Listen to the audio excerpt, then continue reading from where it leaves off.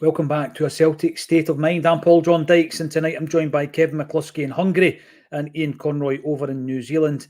And we're sitting here at halftime, 2-0 down. Kevin McCluskey, there was something of an onslaught. You were praying just a few minutes before the second goal went in, just to get to half-time, try to regroup, maybe make that switch, which is inevitable, bringing on another defender, probably Nat Phillips. But it's been a tough night tonight, isn't it?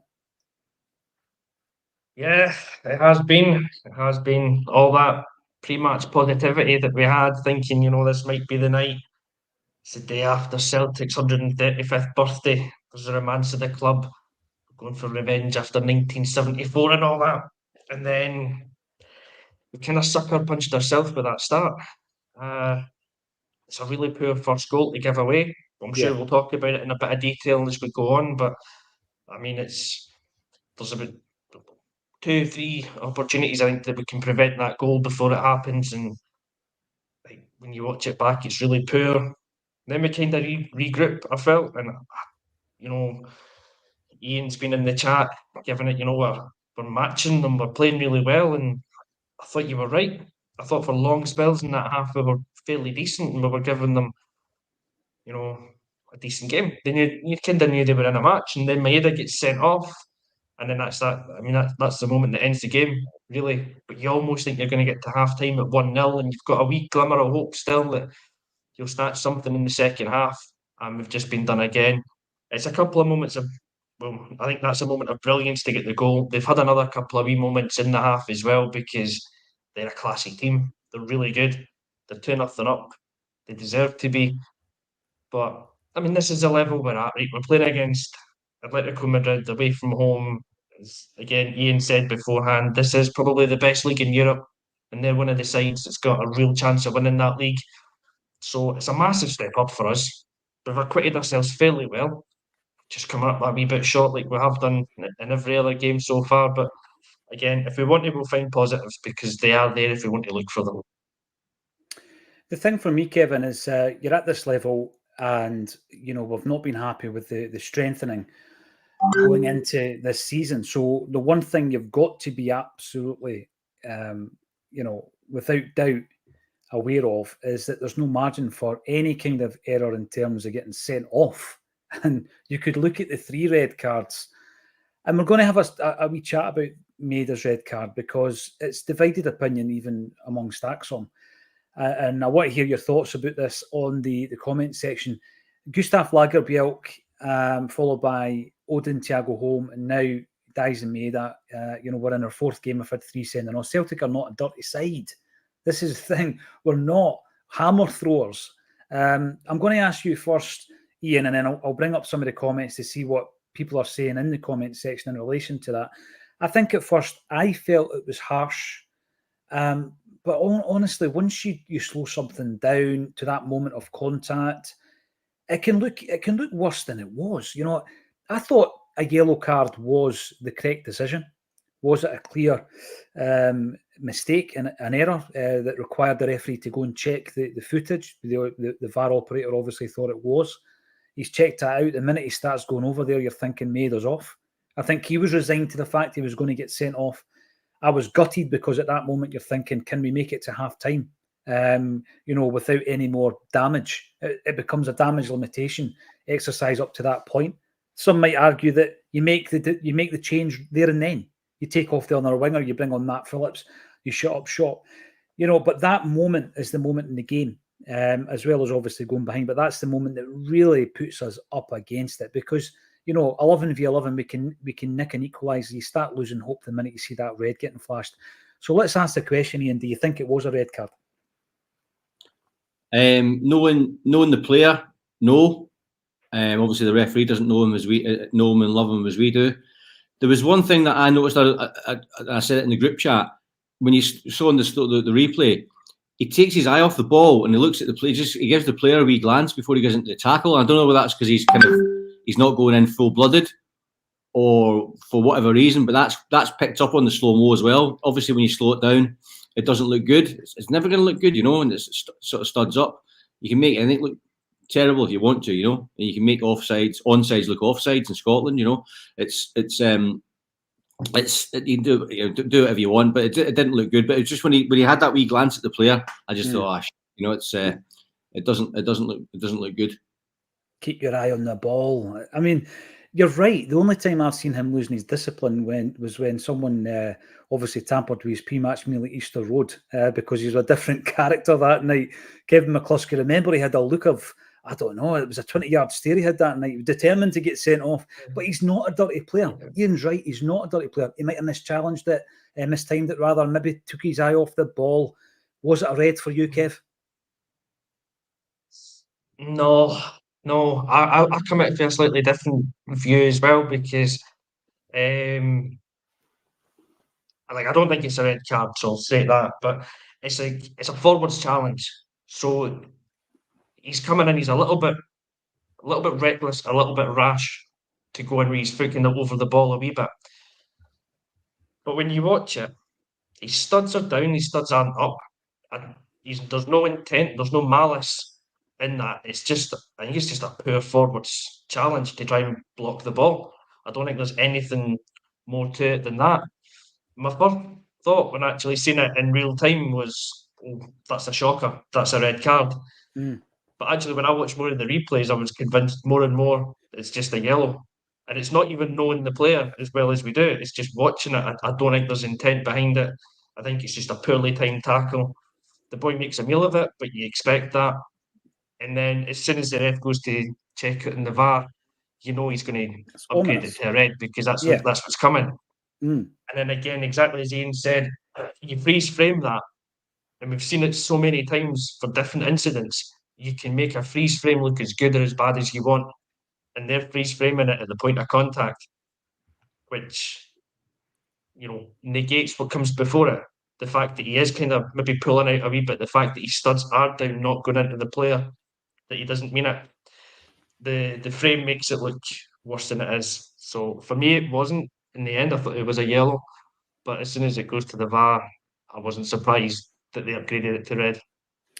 Right, if we compare it then to the James Brown tackle on Yang at the weekend, in terms of the point of contact, the position of the boot, studs up, obviously the difference being Yang's foot was planted, whereas our opponent tonight was kind of off the deck.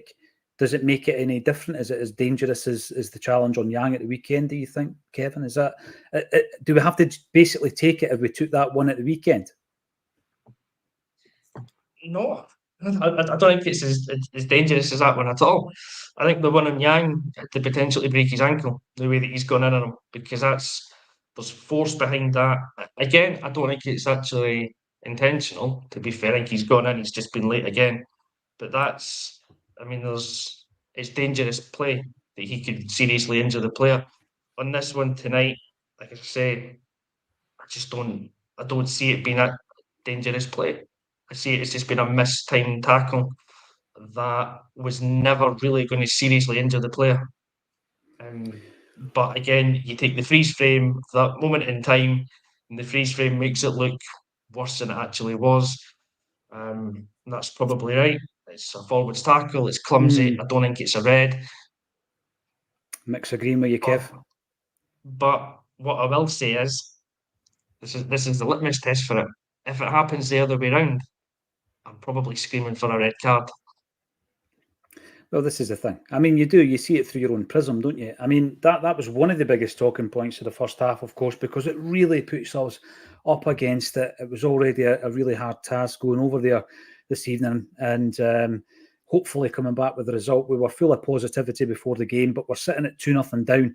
The first goal, of course, came very, very quickly in, and that was what we didn't want. 5 minutes in, Griezmann, what a player he is. But there were so many things about that move, leading to the goal that were wrong, that just weren't good enough. You're talking the original cross in, could Hart deal with that better? The throw in, could we defend that better? The defensive header by McGregor is poor. The fact that it lands on the edge of the box and it's poor that we don't defend that. Wasn't it the Motherwell game? The same thing happened. Scales headers it out. It just lands on the edge of the box and there's nobody there. There's nobody there to challenge. And then Hart, of course, is pretty slow to get down to Ian. It was like a comedy of errors, wasn't it? Aye, it was the Ant Hill mob, wasn't it, again? It was just kind of. I don't know if Joe Hart is kind of not exuding confidence or conveying confidence to the defenders. It just looked a bit amateur. But we're always. I've written here, it's like we're always going to be elements of us chasing shadows tonight. That they came out the blocks really, really quickly, as you quite rightly said, Paul John, and it puts you under pressure, and at that level, it's every mistake is exposed, every frailty is exposed. So we unfortunately didn't get away with it. I think the punch by Joe Hart, I don't know why he did that. It just added to that pressure. It's unforced, and I think if everyone knows their job and everyone kind of, but again, it's there's going to be a nervousness, especially the first 5 minutes, certainly the first 10 of a game in a stadium like that, with the atmosphere and stuff like that. So it's it's all too common. We can't keep saying we're because we have played well. I think we played pretty well, and even under pressure, further in the game. I like Bernardo being nice and tidy, and he got us out of trouble. With intelligent play around his own box, but we're not going to keep getting away with it. We're sort of masters of our own downfall. Architecture, right? It's very frustrating because some of our creative players haven't really been in the game. I thought, like you say, there was an element of intent at the beginning. Palma striking a shot from the 20-yard area that we know he's good at. But Simeone was singing our praises about how quickly out the traps we were at Celtic Park. They have done that to us tonight. But what they had when we did it was they had the quality to come back in, whereas we have shot ourselves in the foot. I know they got a red card, but it was something like 7 or 8 minutes to go at Celtic Park. So, yeah, very, very frustrating to be looking at the situation, because now, Kev, I guess you're looking at it thinking, how do you shore it up? Do you take off Palmer for Phillips? You go 3 central defenders? Do you take off O'Reilly? I think the game's passed him by. Do you bring on Awata or Home to shore up the midfield? How do you play it at half-time, Kev? It's a tough one. It really is. I had a sneaking suspicion before the game he was going to start with the back 3 because it worked so well in the second half in the first game. So I was a wee bit surprised when he didn't. So I wouldn't be overly surprised if he does go back to the back 3 for the second half. And then you can kind of push Johnson and Taylor up a wee bit to give you a 4 across the midfield and go kind of 3-4-2 that way. But I don't want to say too defeatist, but I think at 2-0 down at half time, a man down, this game's probably gone now. So yeah, get Palmer off, save his legs for the weekend, get Phillips on. Like you say, O'Reilly, the game's kind of passed him by, but either him or Bernardo, depending on who you want fitter for the weekend match, maybe take one of them off and get an Iwata, a Home, someone that's just going to hopefully give you that wee bit more composure again in the midfield, because if we keep on going for it, we'll leave ourselves open at the back, and they're dangerous. I mean, they've cut us open a couple of times. It's maybe been a little bit poor finishing or decent saves from Joe Hart that's kept the score down a wee bit. So yeah, I think maybe if we go to the 3, it just gives us a bit more of a solid base for the second half. Yeah. And of course, we'll be missing Maeda and Palma in the next Champions League game due to a booking and a sending off tonight. Mount Cadath, that is an abomination. That is never a red card. I don't care if you're from Scotland, Spain or Greenland. We've also got Rebel 95 coming in, change to a 5-3-1, put Phillips on for Palma and Awata on for O'Reilly. Reading my mind, Rebel 95. Try keep the scoreline the same and bring Turnbull on at 60 minutes to try and steal a draw. Desperate stuff now. I'm sure there will be changes at half-time. Sean Thompson, for the goal, they had a corner and Joe Hart has got to catch it, but he chooses to punch it. Yeah, I think there's so much wrong with that goal. You can just imagine next week, Brendan Rodgers at the end of this week going through the video footage and pinpointing 3 or 4 moments where we've just not defended well enough in that one movement.